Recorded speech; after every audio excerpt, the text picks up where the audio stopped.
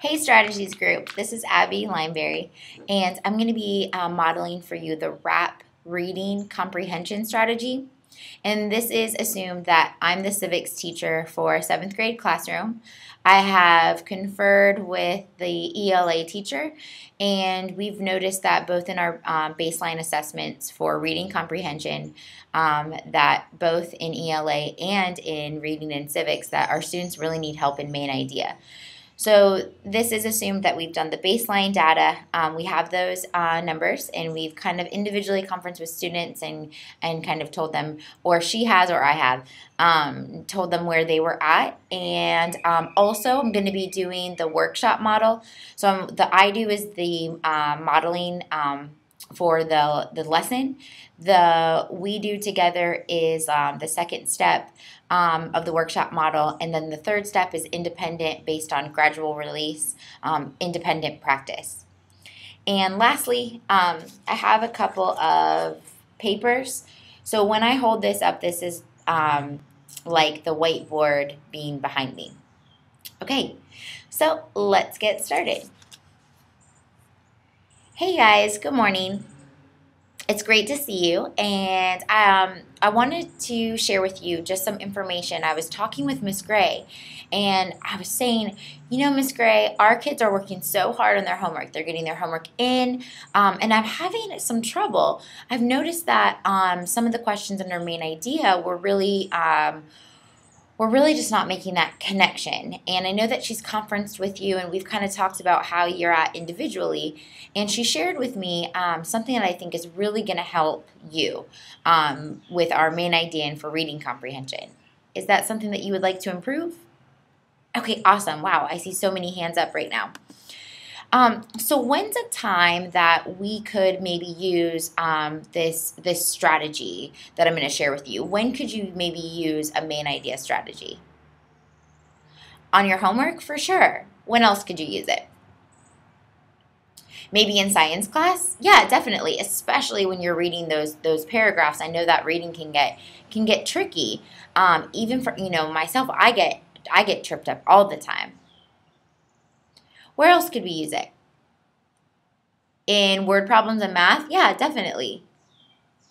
On FCAT? Yeah, I'm really glad you said that, because oftentimes we might forget to use some of our strategies on an actual standardized test, and you can definitely do that. Okay, great. So we've provided some examples of where we can use this, where we can go stronger. And Miss Gray shared with me these numbers. She said, Miss Lineberry, could you believe that when I've used this strategy before, most of my students that scored about 48, which is a D or an F, and I know that we can do better than this. She said, Miss Lineberry, after doing this RAP strategy, would you believe that most of my students hit 84 in just 2 to 4 months? I'm sorry, two weeks to 1 month. Can you believe that? Is this something that you would like to strive for? It's going to take work, but I know that you can do it. Okay, awesome. Wow, I see so many hands right now. Okay, great. So let's get started. So the first thing I'm going to do is I'm going to model this RAP strategy for you. We're going to talk about what it is. I'm going to model it for you, and so you can kind of feel comfortable before you actually use it. So what you're going to do is when I say go ahead and open up your notebooks to that RAP page. Go. Awesome job, Tajane. Great job, Kyra.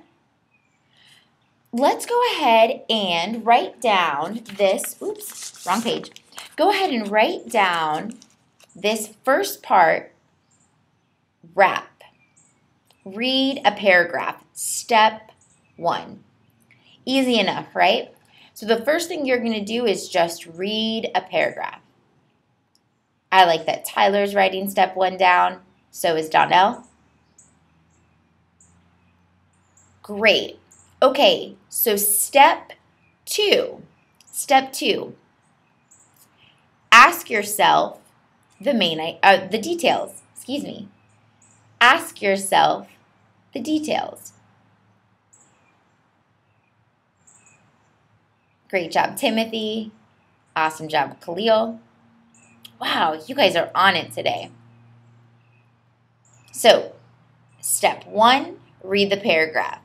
Step 2, ask yourself the details. Step 3, put in your own words. Step 3, put in your own words.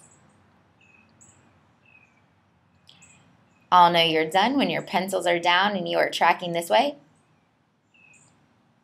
I can tell that Donnell is done. Awesome. Okay, cool. Just so we remember this, and I know sometimes I can forget strategies. You know, I get nervous, and I'm at a test, or I'm at home forgetting my homework, and I need a strategy. So let's try to come up with a kinesthetic way to remember this. Okay, show me step 1. Step 1 is read a paragraph. Step 1 is read a paragraph. Step 2 is going to be ask yourself, so like a question mark, ask yourself the details. Ask yourself the details. So show me step 1, read a paragraph. Show me step 2, ask yourself the details. And then finally, step 3 is put in your own words. So like you're writing down. Put in your own words. Okay, step 1, read the paragraph. Step 2, ask yourself the details. And then step 3, put in your own words. Okay, great. When I say go ahead and pair share with your partner, RAP. This 3 steps. Go.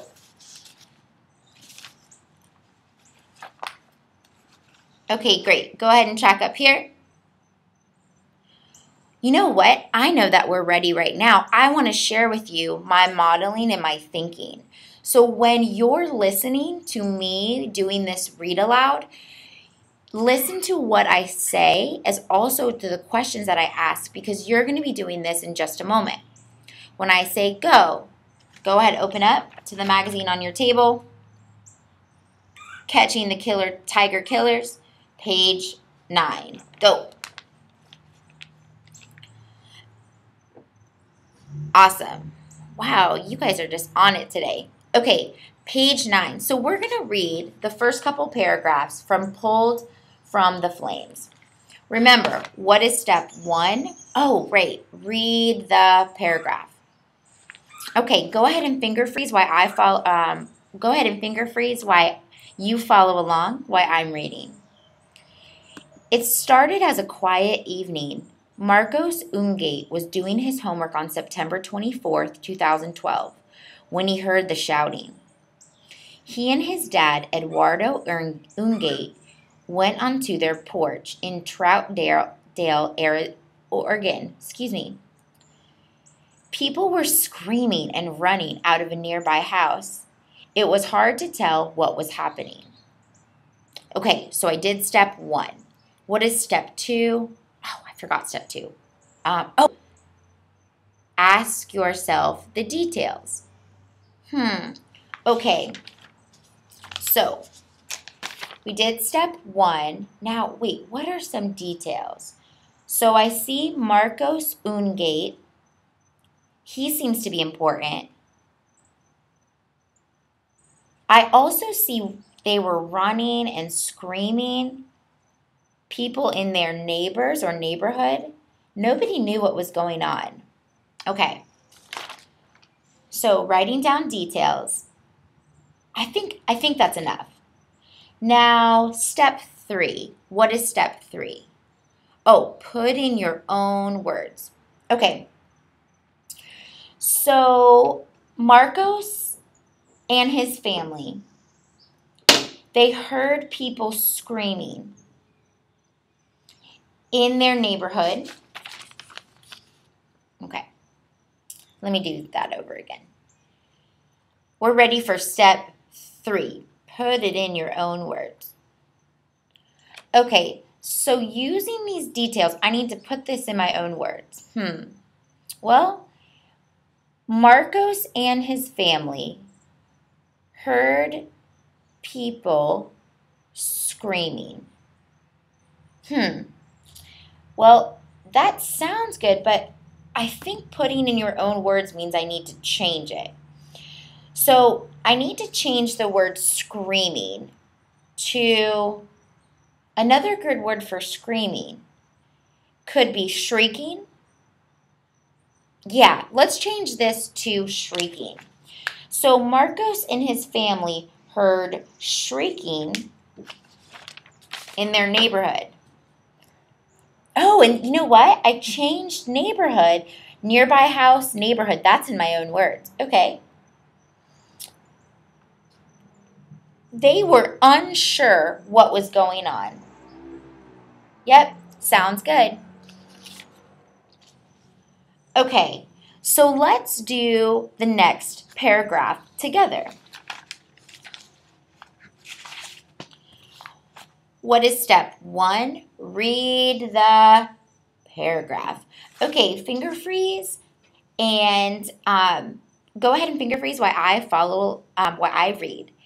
I saw the glow of the flames in the back of the house, remembers Marcos, who was 14.